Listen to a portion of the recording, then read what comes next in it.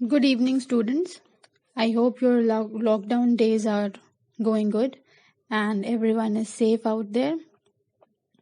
Dear students, as you all know, the lectures were being uploaded every day to make your lockdown days a productive one. So, not only watch it, but it's a request, make your notes and start your preparation for exams. And again, I repeat, for any doubts, for any queries, you can simply ask me by writing comments. I'll try my best to solve it out. Now, as you all know, we are doing entrepreneurship, chapter number 3. This video lecture is also will tell you will give you the information about chapter 3, that is demand forecasting. Entrepreneurship, part 4, chapter 3, part 4. The details are given on the screen. Now, we have heard it many times while doing BST or while studying entrepreneurship as to what is demand, what is the demand of a product and so on. But before telling you what is demand forecasting, I will explain you what is demand. Demand क्या होता है? Now demand ये होता है किसी भी product को जो कस्टमर खरीदता है एट एनी कॉस्ट, उसको खरीदना है. He is desiring to buy a product at any cost. So the desire of purchasing a product or a service and its capacity to buy is or can be termed as demand. To make it more clear to you students, जब कोई ग्राहक या जब कोई customer किसी product को purchase करने की सोचता है और वो बहुत एंशियस होता है, एंशियस मतलब he is very curious, he wanted to buy at any level, मतलब कि वो बहुत ज़्यादा उस प्रोडक्ट को खरीदना चाहता है, तो वो उसके लिए कोई भी कीमत देने को तैयार होता है. ठीक है, इसकी वजह हो सकती है या तो we have studied those 5 psychological needs and demands of Abraham Maslow in the previous class. तो कुछ भी वजह हो सकता है, उसका कोई भी नीड हो सकता है उस प्रोडक्ट का. साइकोलॉजिकल हो सकता है, मतलब बेसिक हो सकता है, सोशल हो सकता है, ठीक है, या फिर एस्टीम हो सकता है, या फिर ये नीड ये भी हो सकता है कि उसको वो क्योंकि बहुत सारे लोगों को देख रहा है उस चीज को यूज करते हुए, so he want that product for himself too. Okay, so ये जो किसी भी कॉस्ट पे वो इस प्रोडक्ट को खरीदना चाहता है, इसको हम लोग बोलते हैं डिमांड. अब फोरकास्टिंग क्या होता है? किसी चीज का अंदाजा लगाना, ठीक है, कि इसका ये प्रोडक्टिव रिजल्ट निकलेगा, इसका ये रिजल्ट निकलेगा, इसको हम लोग बोलते हैं फोरकास्टिंग. मतलब आगे फ्यूचर के लिए हम लोग प्रिपेयर कर रहे हैं खुद को. Okay, now according to Philip Kotler, ठीक है, जैसा कि you will see on the screen also, demand forecasting goes as he is in the words of Philip Kotler, market demand for a product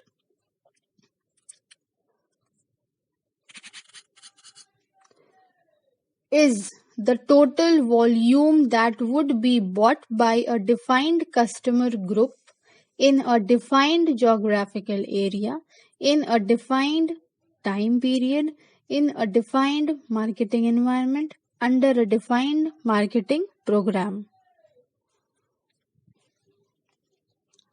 अब अगर इस डेफिनेशन पर ध्यान दिया जाए तो इन सब चीज को मिला कर total quantity, customer, geographical area, time limit, marketing climate etcetera, इन सब चीज पे फोकस करते हुए हम किसी भी प्रोडक्ट के डिमांड को फोरकास्ट कर सकते हैं.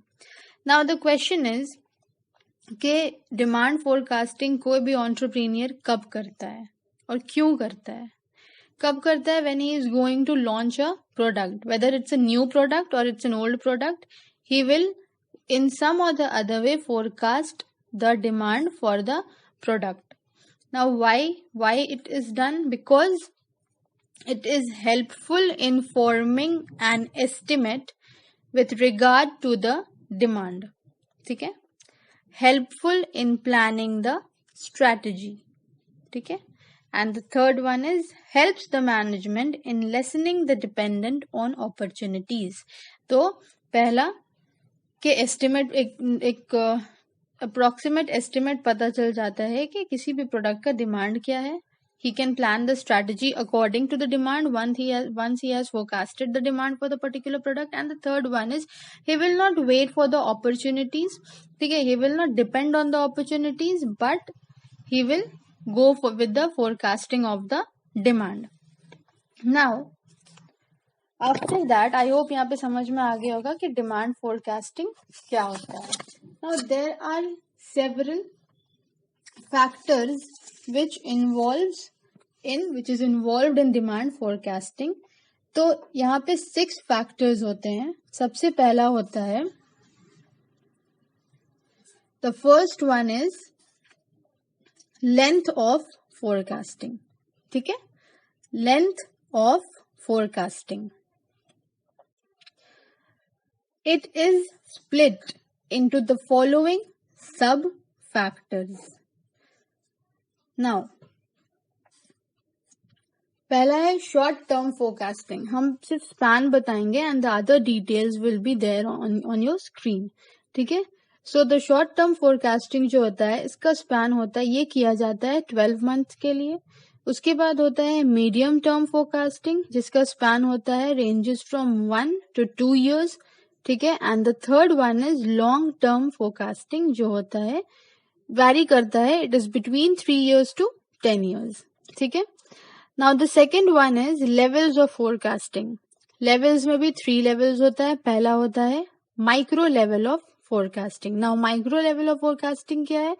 Micro level of forecasting means to forecast a particular organization, no matter उस organization में कितना products form हो रहा है, कितने products का production चल रहा है, but micro level means to study, to forecast only a single organization. ठीक है, and उस माइक्रो लेवल के साथ एक और एडिशनल नॉलेज के लिए मैक्रो लेवल ऑफ फोरकास्टिंग जो होता है वो किस चीज को ध्यान में रख के होता है? वो होता है इकोनॉमिक कंडीशन को ध्यान में रख के, मतलब कि जो टोटल नेशनल इनकम है उसको ध्यान में रखा जाता है. मतलब ओवरऑल कंट्री को फोरकास्ट किया जाता है, ओवरऑल कंट्री का इनकम को फोरकास्ट किया जाता है. माइक्रो और मैक्रो में यही डिफरेंस है. माइक्रो में एक सिंगल ऑर्गेनाइजेशन का जो कंडीशन होता है उसको फोरकास्ट और स्टडी किया जाता है, एंड मैक्रो में it depends on the whole nation, it focuses on the whole nation's income.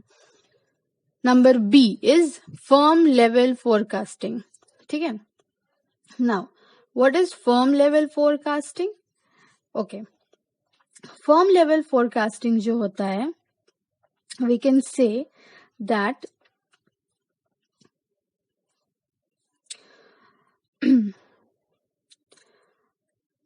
forecasts are done to estimate the demand of those products whose sales depend on the specific policy of a particular firm. ठीक है, firm level forecasting किसी भी firm के policy को ध्यान में रखते हुए किया जाता है. And the third one is industry level forecasting. It deals with the demand for the industry's product as a whole. For example, demand for cement in India, demand for clothes in India it means forecasting the demand for a particular firm's product. ठीक है, in whole मतलब पूरे India में cement का क्या demand है, पूरे India में क्लोथ का, टेक्सटाइल का क्या डिमांड है, इस चीज को देखते हुए फोरकास्ट किया जाता है. Now the third one is classification of product. ये भी एक फैक्टर है जो डिमांड को फोरकास्ट करने में कंसिडर किया जाता है, that is classification of product.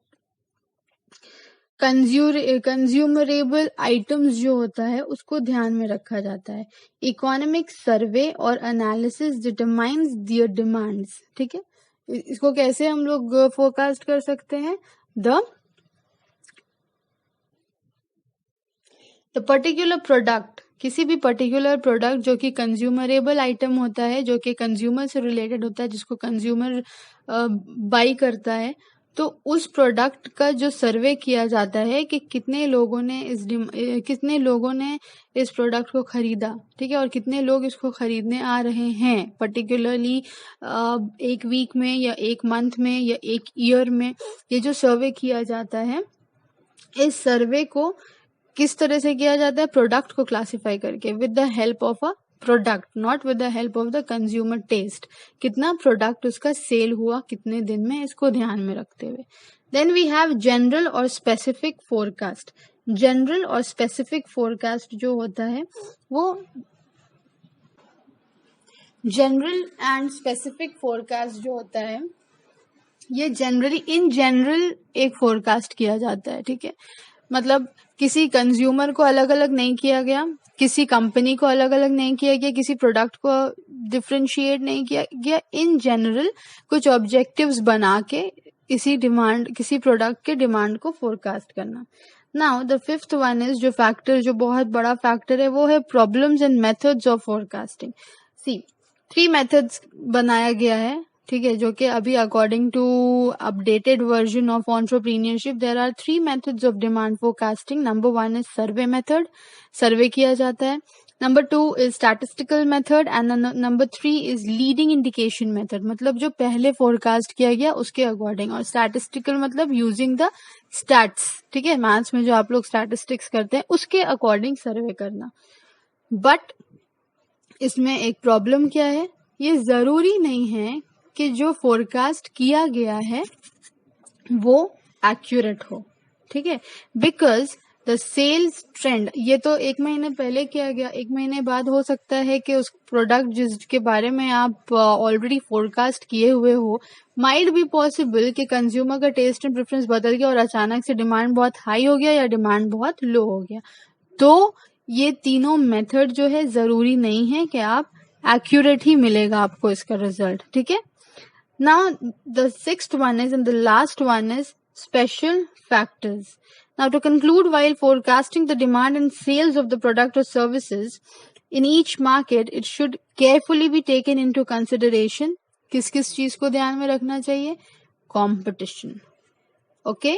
The nature of competition क्या है, इस चीज को ध्यान में रखना है। दूसरा, complexity of the uncertain environment.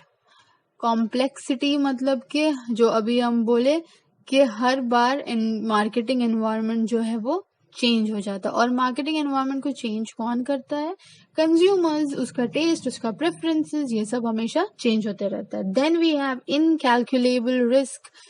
You never know कि गवर्नमेंट अपना कौन सा पॉलिसी लेके आ जाएगा किस प्रोडक्ट में, और उसके बाद यू नेवर नो जो प्रोडक्ट आप कल 100 रुपए में बेच रहे हैं, गवर्नमेंट का आदेश आ गया कि आपको उसको 50 रुपए में बेचना है, नो मैटर आपका कितना पैसा लगा उसमें, ठीक है।